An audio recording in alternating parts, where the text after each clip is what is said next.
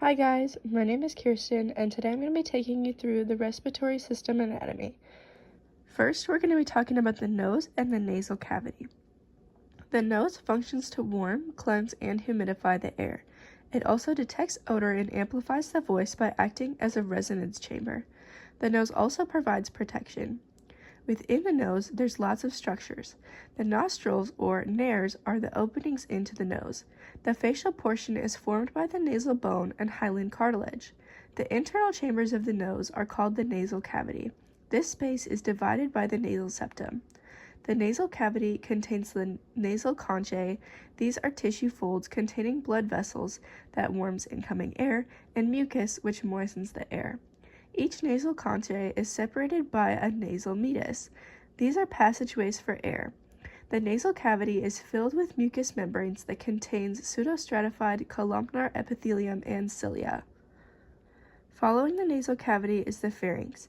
It functions in carrying air between the nasal cavity and the larynx. It also contains tonsils that provide protection. The pharynx has three portions.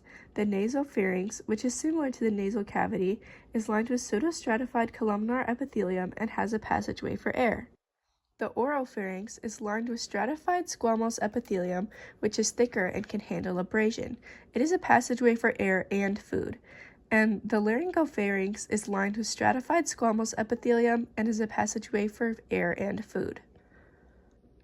Following the pharynx is the larynx. The larynx functions in carrying air between the pharynx and the trachea, as well as sound production and preventing food from entering the trachea. The airway surrounded by the larynx is referred to as the glottis. The larynx contains vestibular folds, vocal cords, and several cartilages. The vestibular folds are muscles that protect the airway by preventing food from entering the trachea. The vocal cords are the muscles that produce sound. Three particular cartilages are the epiglottis, which is the uppermost portion and contains elastic cartilage. This structure prevents food from entering the glottis by directing the movement of air into the glottis and ingested materials into the esophagus. The thyroid cartilage, also known as the Adam's apple, is the middle portion that looks like a shield. This structure contains hyaline cartilage and surrounds the vocal cords. And the ceroid cartilage is the bottom portion and contains hyaline cartilage.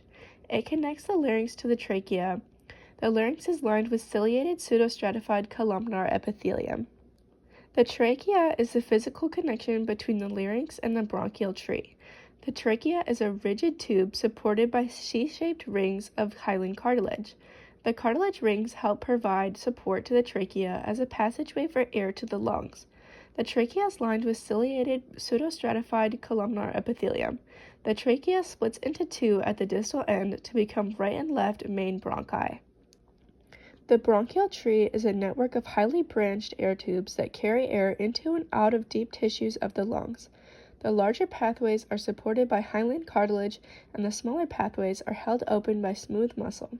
The branches include the main bronchi, the lobar bronchi, segmental bronchi, bronchioles, terminal bronchioles, and respiratory bronchioles.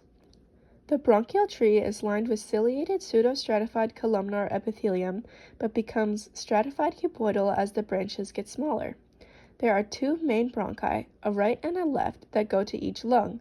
These are the largest branches that carry air into and out of the lungs. Once in the lung, the main bronchi splits again to go into each lobe of the lung. This branch is called the lobar bronchi. The right lung has three lobar bronchi, one for the superior, middle, and inferior lobes. The left lung has two, one for the superior and one for the inferior. Once in the lobe, each lobar bronchi will branch a number of times. These branches are called segmental bronchi. The main lobar and segmental bronchi are supported by hyaline cartilage. The bronchioles are continuations of the segmental bronchi. They don't have supportive cartilage, and they also transition from skeletal muscle to smooth muscle and pseudostratified columnar to ciliated cuboidal. Branching from the bronchioles are the terminal bronchioles. These are the last branches of the air ducts that act solely as an air passageway. They still contain smooth muscle and cilia, but no goblet cells. The terminal bronchioles branch into the respiratory bronchioles. In the respiratory bronchioles, we lose the smooth muscle and cilia. Alveoli are microscopic air sacs found on the respiratory bronchioles and at the end of alveolar ducts. There are millions of alveoli in each lung. The alveoli is the main site for gas exchange in the lungs. It is composed of 3 types of cells: squamous alveolar cells, great alveolar cells, and alveolar macrophages. Squamous alveolar cells form the simple squamous epithelium and is crucial for gas exchange as it forms the respiratory membrane along with the endothelium of blood capillaries. The great alveolar cells produce a fatty acid called surfactant. Surfactant prevents the alveoli from sticking to themselves and helps it re-expand during inhalation. The alveolar macrophages are white blood cells that help to clean dust and bacteria from the cells.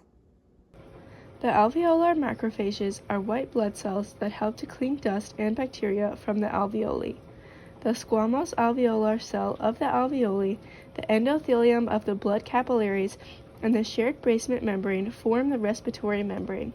These 2 layers of simple squamous epithelium allow for gas diffusion back and forth between the alveoli and the blood capillaries.